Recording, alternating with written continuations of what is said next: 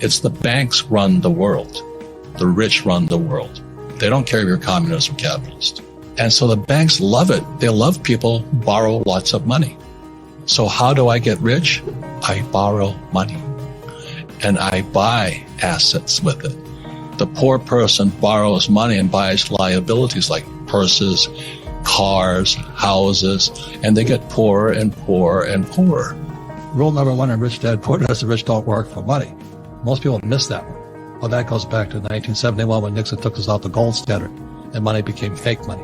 So anyway, my Rich Dad was preparing me to think about how can I make money without money. And the way I do it, I create an asset, like a book. I'm not saying write books because that's a tough industry. But I write a book today. I sell 50 licenses to 50 different languages. And I collect royalties for years, a long tail.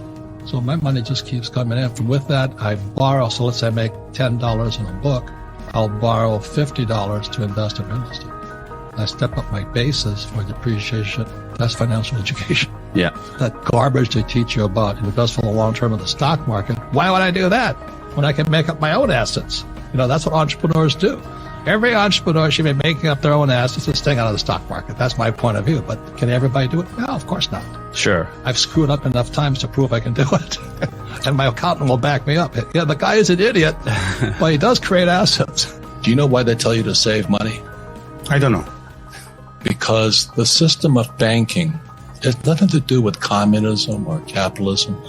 So when you save, let's say you save $1 US or €1, 1 yen, the banking system can lend out 10. So the entire system is called the fractional reserve system. The fractional reserve system is also printing money. And then they tell you to save money. So they want you to save money so they can lend out your money 10 times. So your dollar became worthless 10 times over. And then they used to pay you 10% interest on your money. Now it's at best 1%. And they're still lending it out 10 times. So that's why you don't save money, is because your money is becoming worth less and less and less and less and less. The banks are getting richer and richer and richer. Then they tax you on that interest they pay you. That 1% interest, if they pay you that much. Japan is 0. And the Japanese are so stupid, they still save money. We also have 0. And they still save money.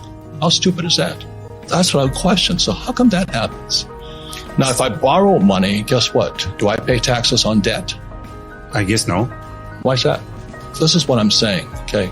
Question everything. Okay. So when they lend out money, that's how money is created. Money is debt. They lend out, and why is debt tax-free? I don't know. Because that's how money is created. And so the banks love it. They love people who borrow lots of money. But I use debt. I borrowed $300 million after the crash, dollars.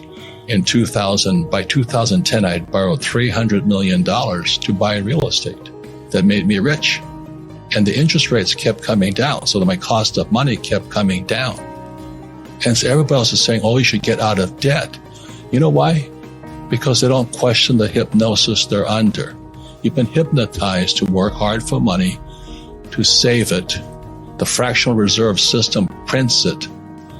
And then they pay taxes of taxes. So I have all this debt and I get rich. Passive income is generally what happens when you invest in the stock market. Portfolio income. So they say, well, I bought Tesla at 100, it went up to 200, I sold it. So I made $100. That's portfolio income. That's taxed at the next higher level. So when I have passive income, it's tax-free. Getting passive income, you have to know what you're doing. So that's why I have the best, first of all, bookkeeper, accountants, attorneys, bankers. I operate as a team. Just like when we flew into combat, we're a team. And most people are trying to do it self-employed way. I'm a good computer programmer. Good. You pay the highest taxes, you work the hardest, but you don't get ahead that way. But that's what most people, they want to do it on their own. If you want it done right, do it by yourself. And an employee is always saying the same words. I'm looking for a safe, secure job with benefits and a paycheck and a pension. That's what they're looking for. The tax law are nothing but incentives, not punishments. So if you donate, I just donated money to the food bank because they're out of food. So it's $10,000. I get a tax break. I don't donate money to the food bank. No tax break. So because I have 7,000 rentals in apartment houses, I got a tax break. You know why? Because I'm providing housing. And because I have thousands of employees, the tax break. The government even sent me money to pay my employees. Because I'm one of those kids that don't like school. You know, school is good for people who like school. But here was my poor dad, head of education, PhD, on the governor's board of Hawaii and all this stuff, and his kid, me, and I'm flunking out of school because I can't read, I can't write. I said I couldn't read, I couldn't write. I was bored out of my mind, you know. I was just, hey. So what I did instead was that's when I met my rich dad, who was my best friend's father, and he used these things called a game. See, games are the best teaching tools.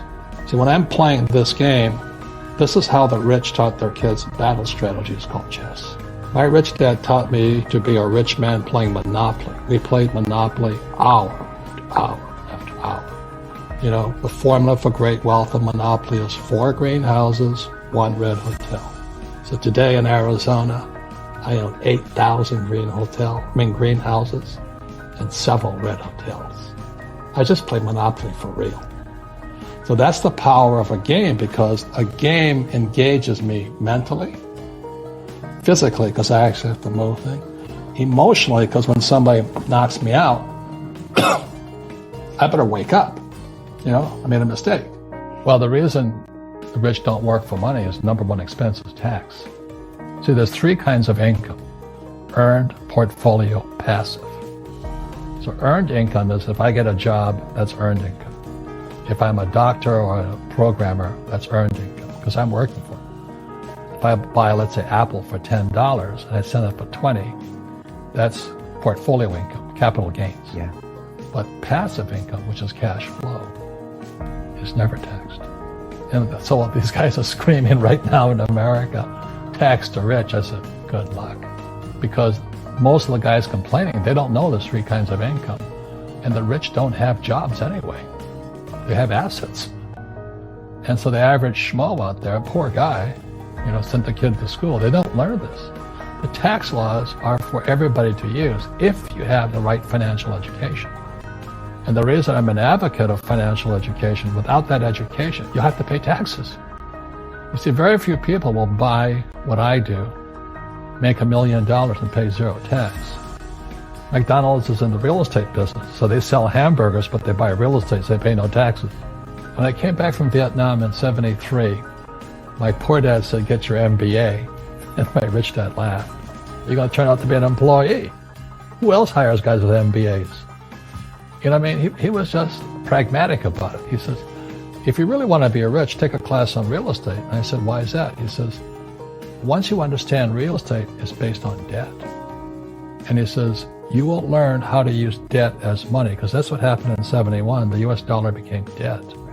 So once you learn how to use debt as money, you can never say, I can't afford it. After the crash of 2008, the banks gave me $300 million tax-free to buy real estate that the idiots had lost. And they were idiots because the prices were so high. Why would you buy it at the top of a market? Don't you know that's going to crash?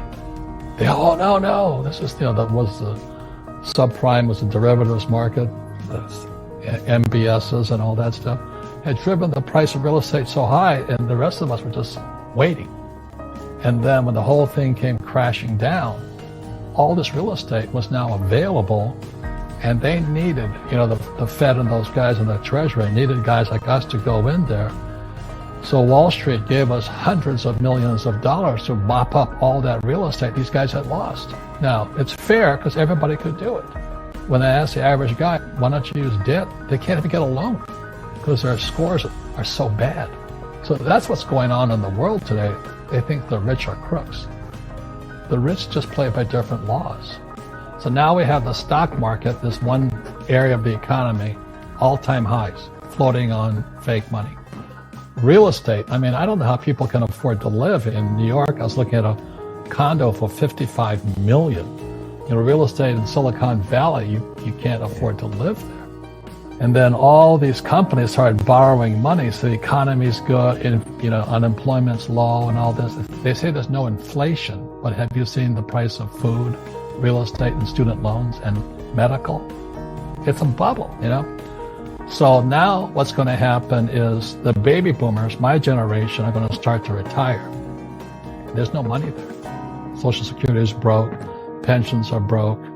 The students are broke. They're screwing everybody with debt. This is called, not economics, this is called bubblenomics. But they'll never teach you this in school. Why do they keep printing money? Because they want to save something. Because it's an addiction. The moment you take that one hit, they say, okay, I'll quit next week. And the economy gets worse, so they keep going. Trump gave us a tax cut in America. This thing gets bigger and bigger and bigger. So what happened in 2008, they stopped it by printing money. They call it the Great Recession. But they didn't really fix anything. Derivatives went from 700 trillion to 1.2 trillion today. Twice as much. And that is net. This doesn't tell the whole story. So when the recession hit, the PhD standard came in. That was Bernanke, and then Yellen. The PhD said, they have PhDs. Well, it's no different than long-term capital, LTCM. They had Nobel Prize winners, people like my poor dad, academics, This is what's going on in the world economy today. So the baby boomers are going to retire now. Student loans are bust. So do you have to be an economist to say what's going to happen? We're fighting a 12-year war now. Entitlements are going through the roof. National debt to GDP is 109 in America, 109%. 90% is too late. We have to keep printing now. So this is called bubblenomics, and this is what's going to happen. Scary stuff. It's happened throughout history. I am very shy, very, very shy. I came back from Vietnam, and I couldn't talk to people. And one day I said to when I decided to follow my rich dad's footsteps, I just said to him, I want to be an entrepreneur. He says, you got one problem. I said, what's that? I said, you're shy. I said, what's wrong with being shy? He says, you got to sell. You got to handle rejection. Number one skill. Can you handle rejection? Answer is no, I couldn't handle it. This is in 1973. I was 25 years old. And my rich dad said, how's your love life? He says, because you can't sell. You guys got it? So when I talk about what skill do you need when the shit hits the fan, you better start selling. So I went to work for Xerox in 1974 so I could learn how to sell. It took me 4 years, and I was number one. And today I'm a best-selling author. Most PhDs tell me I can't write. Yes, I said I can't write, but I can't sell.